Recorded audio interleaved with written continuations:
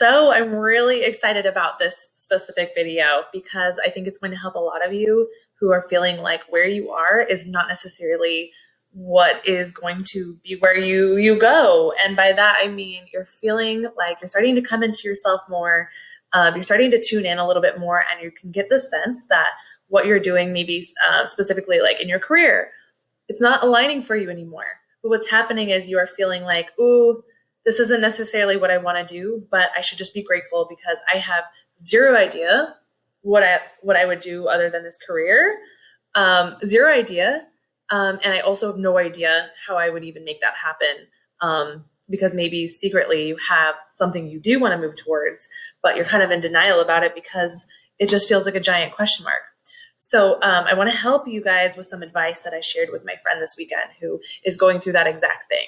You know, she's actually a hairstylist right now, and she has dreams of being a fashion designer. She's never done anything in fashion, and so she has zero idea how she would do it, but she loves how she feels when she's thinking about helping people, like figuring out how to style them or seeing how they light up when they feel really confident in their outfits. So for her, it just feels so good, but she's never done anything in it professionally. So I want to share some of the things that I gave her based off of the things that I personally did when I went from recruiting to starting my own interior design business, which, by the way, I had zero professional background in it. It was a skill that I've had since I was about 7. I've just kind of naturally had this ability to decorate places, and just naturally, just that's just something that I have always done and been passionate towards. And I allowed that to be something that I moved towards. So I want to share with you guys, again, just some of what I shared with her, because I think it gave her some kind of like a light bulb I could see went off, and it was some clarity really came through. And she was like, man, I never even thought about that. And it's just so funny, the aha moments can be so simple. So I want to break a few things down for you guys. So essentially what I told her is I started by saying, you don't know what you don't know. It all can feel so overwhelming, right? When it's something you've never done before. But the thing is, it's supposed to feel that way. Moving towards things is supposed to feel uncomfortable. It's supposed to feel like we have zero idea of the answers, because it's new. It's just like we have this mindset sometimes that we're just supposed to always know how to move forward, and when we don't, like, that's scary and that's bad and that's wrong. But really, we have to move towards that and just accept, hey, I don't know anything right now, so okay, great, this is actually a cool point because there's zero pressure. I remember when I started my business, I went in and I told myself my very first year as a business owner is going to be a giant WTF. And I accepted that. So I saw everything as practice. And so I just kind of moved towards the things that made me feel kind of uncomfortable. So what I told her, again, I said, you don't know what you don't know. So what you need to do is just start by familiarizing yourself with that industry, normalizing it a bit. Because right now it feels far-fetched because you're not in it at all. So what I want you to do is I want you to start following Instagram accounts of fashion stylists. I want you to start researching on Google what it takes to get into the industry. I want you to start looking up, do you need certifications? Do you need to go back to school a little bit? I want you to go on LinkedIn and type in fashion stylists and see who pops up. Look at their backgrounds. Look and see what their stepping stones have been to get to where they are today. And a lot of times you'll find that they actually not all of them took the typical route that you were assuming they did in their mind. So already that can take some of the overwhelm out of it, because you don't actually have to do all the things that you think you have to do sometimes. So doing that, not being afraid to reach out and be your own advocate and say, I actually want to connect with this person and see if maybe they'd have 10 to 15 minutes on a virtual coffee chat with me, so I can pick their brain. And 10 times out of 10 on that one, people are so flattered to be asked, and they're so grateful to be able to share their wisdom that they'll say yes. And I'm saying that because I reached out to a ton of people in the design world, and they all said yes to me. So, and they didn't know me from Adam, so I know it's possible.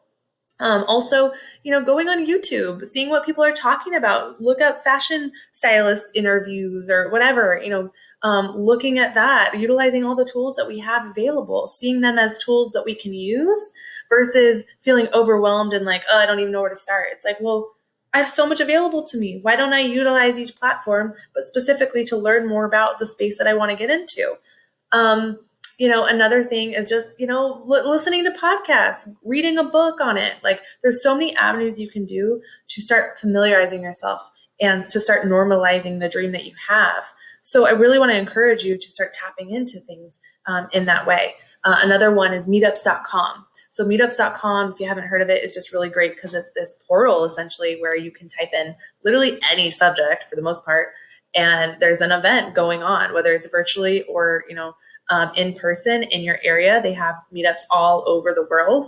And you can just type in. So for her example, fashion designer, fashion stylist, being able to, attend an event virtually or in person that has to do with the world she wants to get into, and connecting with those people, connecting with the people in the industry, networking. That's really where you start. So I'll give a quick example of just when I started my business, some of the path that I took when I knew nothing about the professional design world. So again, going in, I knew I didn't know anything about design. And I also want to take it a step back even further. I actually was so indecisive. I thought I wanted to go either design or real estate. So what I did was I actually went to meetup.com. I saw what events in my area were going on for either industry. And I picked two random ones that seemed not very intimidating, seemed open to people that weren't like deep in the industry already. And I went to those events. And what I did was I paid attention to how I felt at each one. So it was funny because in both, I actually had no idea what they were talking about. But with real estate, I felt so overwhelmed, stressed. I felt like, oh my God, how am I going to possibly learn all this? And I realized all I wanted to do it for was money. But I was already in a very lucrative industry. So at the end of the day, that would have been so pointless for me to go from one lucrative to the next just for money when I was seeking fulfillment. So I had to tune into that. The other thing was when I went to the design event, they were talking about design in the Anthropocene, which I had never heard of before. But you know what happened? Even though it was the same thing, like with the real estate, I didn't know what they were talking about. I was so intrigued. My body just kept wanting to lean in. I felt like I was inspired versus intimidated. I felt like all I wanted to do was chat with them and connect and pick their brains and ask for business cards and see who I could connect with. It was more inspiring versus just making me feel like I could never do this. So when you listen to those two different types of voices, first of all, you get a lot of clarity. So what I do is I just put myself in those environments. Completely, I knew I was going in blind, but I let the feeling I had lead me into a direction. So then I at least knew I wanted to go towards design. So it's funny because my friend, she already has that step. She already knows she wants to go in the fashion realm. So now it's just about exploring, okay, so what does it take to break into that industry and doing one step at a time? For me with my design business, all that I did was in my program, I utilized the projects I did in that program and some of the before and afters I captured of my work to put into a website that I created. And I started there. And then I did, free work for people for testimonials. And I just kept doing one step that felt safe. Even though it was uncomfortable, I felt safe in those moments because I was like, well, it's a little thing I can ask for. It's not much. And then I just kind of worked it that way. And so with my friend who wants to do fashion, who's currently a hairstylist who's never done fashion before, she needs to start connecting with people in that realm, start looking at,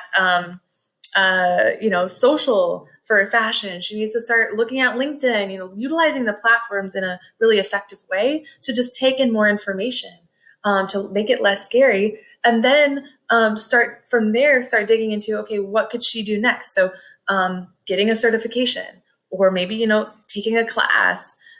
Maybe, the next step will show itself through one of the conversations she has with somebody in that world, just by being super honest and saying, I don't know anything yet. Can you help me? There's a lot of power in raising our hands and saying, I need help. So I hope that gives you some inspiration if you're feeling like you want to move towards something that is completely outside of the realm that you have a lot of experience in. It's never too late to explore and allow curiosity to lead you. That has really taken me very far in my career so far, in my business and my life. So I want to encourage you to do the same. So I hope that helped.